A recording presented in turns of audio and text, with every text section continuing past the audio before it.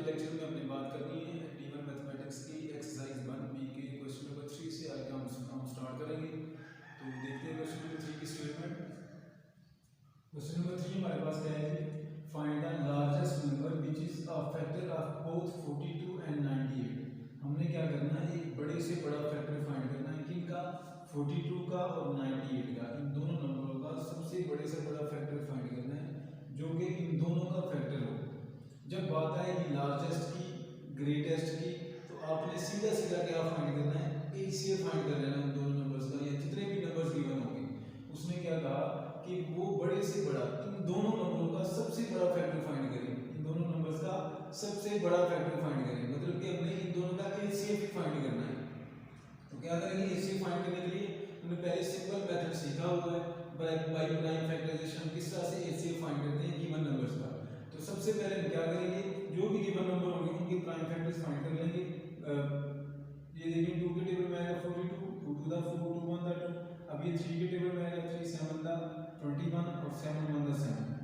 आगे दूसरा नंबर हमारे पास है 98, 98 के फैक्टर्स फाइंड करेंगे, 2 4 द 8 और 2 9 द 18। फिर ये 49 आ गया, तो 49 7 के टेबल पे आएगा, 7 7 द 49 और 7 1 द 7। अब क्या करेंगे, जो कि हमारे पास नंबर से जिनका हमने ग्रेटेस्ट फैक्टर फाइंड करना है, उनके प्राइम फैक्टर्स जो हमने ये फाइंड कर लिए, इनको एक सीक्वेंस के साथ लिख देंगे। पहले 42 के प्राइम फैक्टर्स लिखे, उसके बाद दूसरा नंबर कौन सा था हमारे पास, दूसरा नंबर हमारे पास है 98। तो ये 98 के फैक्टर्स हमने लिख दिए। अब क्या करेंगे, मैंने कहा कि जब भी वो बात करेगा कि आप फाइंड करें ग्रेटेस्ट होल नंबर, आप फाइंड करें लार्जेस्ट होल नंबर, तो आपने सीधा सीधा एचसीएफ फाइंड करना है। तो एचसीएफ का मैंने आपको फार्मूला बताया था कि एचसीएफ इज इक्वल टू होता है common factors, product of common factors. जो भी गिवन नंबर होंगे उन दोनों के हम देखेंगे कॉमन प्राइम फैक्टर्स कौन से हैं, उनका प्रोडक्ट इक्वल टू होता है एचसीएफ। तो यहाँ पे इन दोनों के 42 का और 98 का जो पहला नंबर था हमारा वो 2 है और दूसरा 7 है। तो हमारे पास एचसीएफ क्या आ जाएगा, 2 मल्टीप्लाइड बाय सेकंड नंबर 7, 2 7 का 14 हमारे पास 98 और 42 का हमारे पास एचसीएफ आ गया। उसने जो पूछा था, क्योंकि ये स्टेटमेंट टाइप का क्वेश्चन है, तो इसका आंसर जो आएगा उसको भी स्टेटमेंट की फॉर्म में बना के आपने देना है। तो हमारे पास एचसीएफ क्या आ गया 14, तो हम कहेंगे 14 is the largest number which is a factor of both 42 and 98। मतलब जो 14 है ये वो बड़े से बड़ा नंबर है जो कि इन दोनों का फैक्टर है। इससे बड़ा कोई भी ऐसा नंबर नहीं है जो इन दोनों का फैक्टर हो। तो ये हमारे पास रिक्वायर्ड आंसर आ गया। क्वेश्चन नंबर 4 की तरफ मूव करते हैं। क्वेश्चन नंबर 4 की स्टेटमेंट को देखें, उसने हमें ये दो नंबर दे दिए, एक 792 और दूसरा 990। इन दोनों नंबर्स की प्राइम फैक्टर्स भी हमें दे दिए साहब।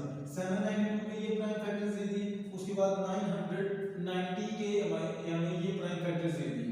अब इसमें हमने फाइंड क्या करना है, find the greatest whole number. मैंने बात की जब भी लार्जेस्ट की बात आएगी, जब भी ग्रेटेस्ट की बात आएगी, आपने हमेशा एचसीएफ ही फाइंड करना है।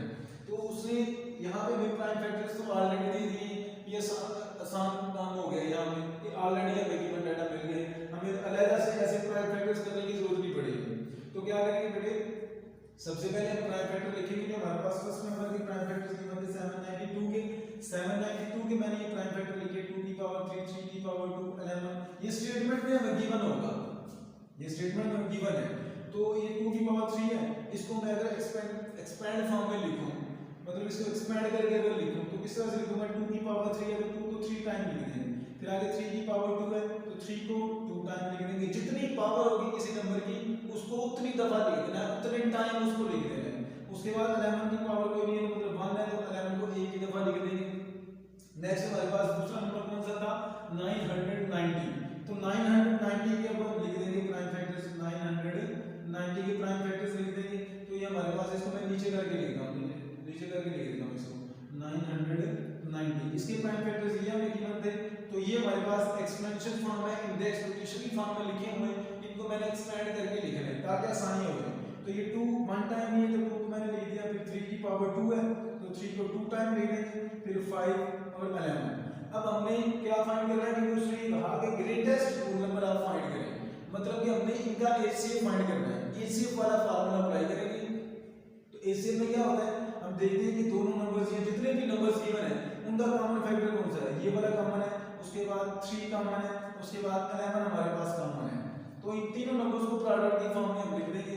देखिए ये हमारे पास आ गया a6 इज इक्वल टू पहले वाला कॉमन फैक्टर, फिर दूसरे वाला, और लास्ट पे ये लास्ट में हमारे पास है 11। इन तीनों को मल्टीप्लाई करें तो ये 2 3 6 और 11 को जब 6 से मल्टीप्लाई करेंगे तो हमारे पास आ गया 66।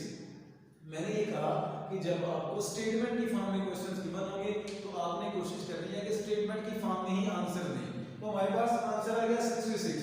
तो 66 हमारे पास वो बड़े से बड़ा नंबर है जो इन दोनों का फैक्टर है, मतलब कि वो बड़े से बड़ा नंबर है जो इन दोनों को डिवाइड करवा देता है। हम यहां लिखेंगे hence 66 is the greatest number that will divide both 792 and 990।